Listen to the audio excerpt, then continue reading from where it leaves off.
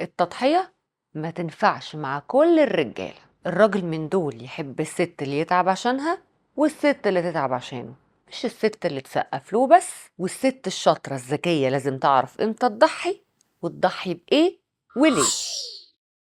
في ستات كتير بتدخل الحياة الزوجية بقلبها قوي وتسيب شغلها وحياتها عشان تهتم بالبيت وجوزها وراحته، وهوب أول ما تخلف من هنا تحط كل اهتمامها في العيال عشان تربيهم كويس وتطلعهم عيال ناجحة، والحياة تجري وهوب عيل ورا التاني وهلم جرة، والست من دول بتبقى مش ملاحقة على طلبات جوزها ولا طلبات الولاد. بس خلينا ما ننكرش ان هي بتجتهد جدا عشان توفر الراحه لجوزها. خدي عندك هدومه مغسوله ومكويه، البيت نظيف، الاكل جاهز، وهو ملوش اي علاقه بحياه الولاد ولا يعرف عنهم حاجه، وهي بقت بتعمل كده عشان عايزاه يركز في شغله ويجيب فلوس. وهي بقى يا حبة عيني تودي من المدرسة وتجيب من المدرسة وتودي التمارين وتذاكر وتودي الدكاترة لوحدها، والست في التوقيت ده غصب عنها بتهمل في نفسها. ما بقتش يا عيني الست المزة القمر الجميلة بتاعت زمان اللي مجرد ما تعدي بس الشارع كله يقف انتباه. من الاخر كده هي ضحت بحياتها ونفسها وشغلها وكل حاجة مهمة عندها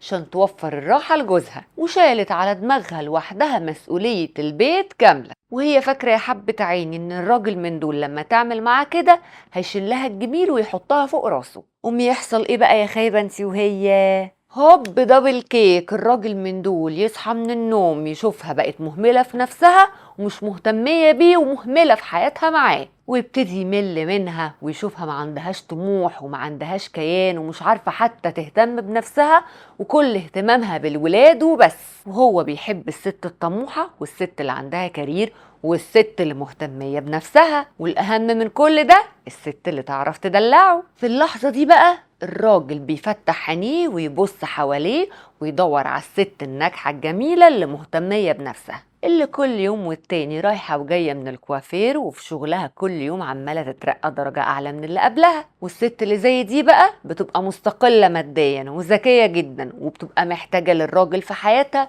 مش عشان الفلوس، محتاجاه بس عشان تحس بالأمان والحنان والحب في حياتها. والراجل من دول بقى يفضل دماغه تشتغل ويفتح ويقارن، هل أفضل مع الست اللي مش مهتمية بنفسها ومعتمدة عليا في الصغيرة قبل الكبيرة، ولا الست الناجحة اللي عايزاني وبتحبني عشان خاطر هي بس عايزاني في حياتها ومش معتمدة عليا في حاجة ولا هتوجع دماغي في حاجة. وبعد كل ده وبعد ما وفرتي للراجل ده كل سبل الأمان والراحة عشان يعيش هادي ومرتاح، يبتدي يبص لواحدة غيرك ويدور على الأمان والحب مع حد تاني. فيا خيبتك يا خيبتك يا خيبتك يا حبيبتي. الست الواعية ما تفضلش تضحي وبس، الست الواعية الذكية تدي وتاخد، تشتري وتبيع، زي ما انت تضحي هو لازم يضحي. وعلى رأي المثل البيت زي القفة ام ودنين يشيلوها اتنين. وانا بسنت النبراوي وصحصحي لنفسك عشان ما تبقيش يا خيبتك، واهتمي بنفسك يا خيبتك،